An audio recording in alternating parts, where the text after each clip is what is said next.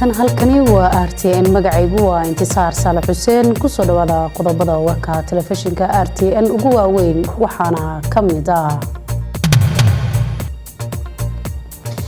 madaxweynaha dalkani Kenya Uhuru Kenyatta ayaa ugu baaqay hogaamiyaha xisbiga Third Way Alliance Ekuru Aukot inuu markaasi ka laabto dacwadda uu geeyay maxkamadda inuu ka qayb galo doorashada ku celiska ah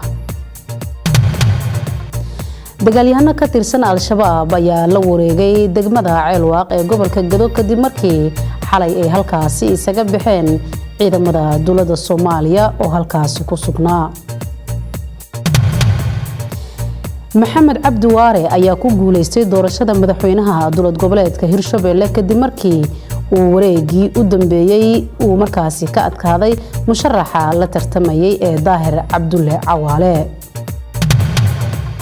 wararka caalamkana waxa kamid ah booliska Ingiriiska ayaa qabtay nin 18 jir ah kaasoo la tuhunsan yahay inuu ka dambeeyay qaraxii ka dhacay magaalada London